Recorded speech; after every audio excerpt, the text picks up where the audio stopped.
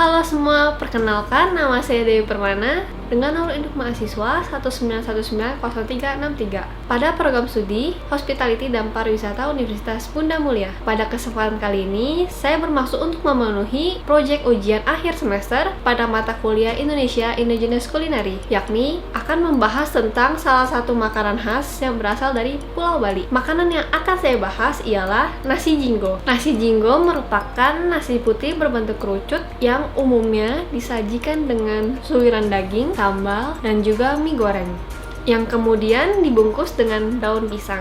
Nasi jinggo juga sering ditemukan di acara adat maupun acara-acara lainnya. Nasi jinggo menjadi populer karena harganya yang murah dan juga sajian lauknya yang lengkap. Nasi jinggo lebih mudah ditemukan di pinggir jalan atau restoran di kota-kota besar seperti Denpasar, Kuta, dan Ubud. Kemudian berikutnya saya akan menjelaskan mengenai sejarah dan asal-usul dari nasi jinggo.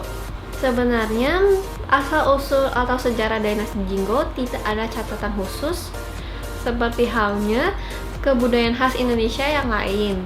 Asal-usul dari nasi jinggo sendiri diketahui dan diwariskan dari mulut ke mulut. Selain itu, ada beberapa versi yang bermunculan mengenai asal-usul dari nasi jinggo. Yang pertama, dalam bahasa Hokkien, Cenggo yang artinya 1500, pada akhir penghujung tahun 1997, nasi jinggo dijual seharga 1.500 per porsi.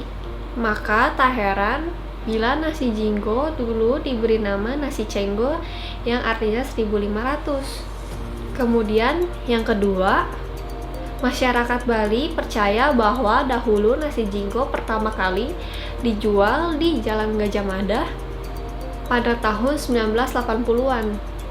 Nasi jinggo ini dijual oleh Pak Jinggo dan istrinya yang berjualan dari sore hari hingga malam hari. Kreasi dari sajian nasi jinggo ini banyak diminati oleh penduduk sekitar, sehingga penduduk pun tergerak untuk menjual nasi jinggo tersebut, bahkan hingga sampai ke Kediri. Yang ketiga, menceritakan bahwa asal-usul dari nasi jinggo ini berawal dari kepopuleran sebuah film yaitu Django. Namun, banyak masyarakat yang tidak mengiyakan dari versi ketiga ini. Masyarakat Bali lebih mempercayai versi pertama dan versi kedua dari asal-usul nasi jinggo. Kemudian saya akan menjelaskan mengenai bahan-bahan yang diperlukan untuk membuat nasi jinggo. Yang pertama, bahan untuk membuat nasi jinggo ada 400 gram nasi putih, 200 gram mie goreng, dan selembar daun pisang.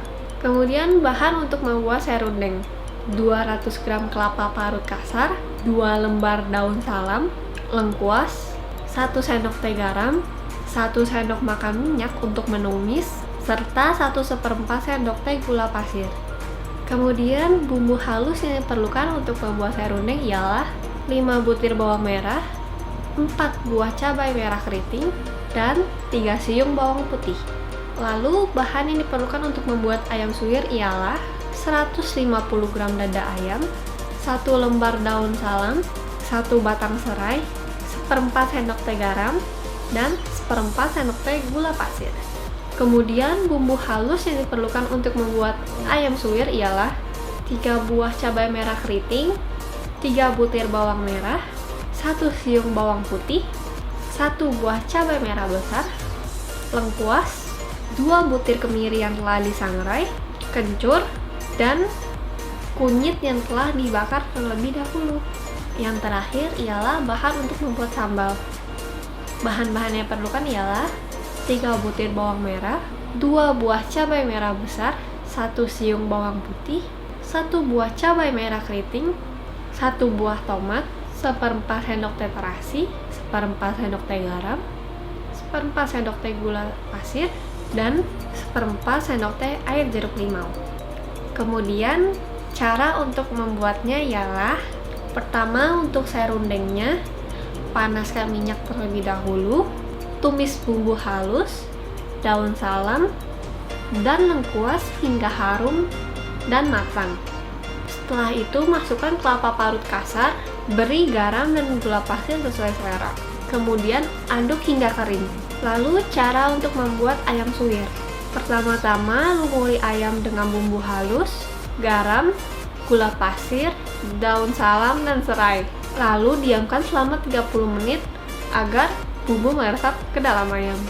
Kemudian panggang ayam ke dalam oven dengan suhu di bawah 180 derajat Celcius selama 50 menit. Setelah matang, dinginkan ayam yang telah dipanggang terlebih dahulu, kemudian baru disuir.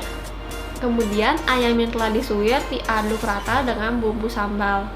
Kemudian yang terakhir untuk cara penyajiannya ialah ambil selembar daun pisang yang telah dibersihkan terlebih dahulu, kemudian sendokkan nasi putih secukupnya, lalu tutup dengan daun pisang, kemudian letakkan ayam suwir, mie goreng, serundeng, dan bisa juga ditambah lauk yang lain sesuai selera.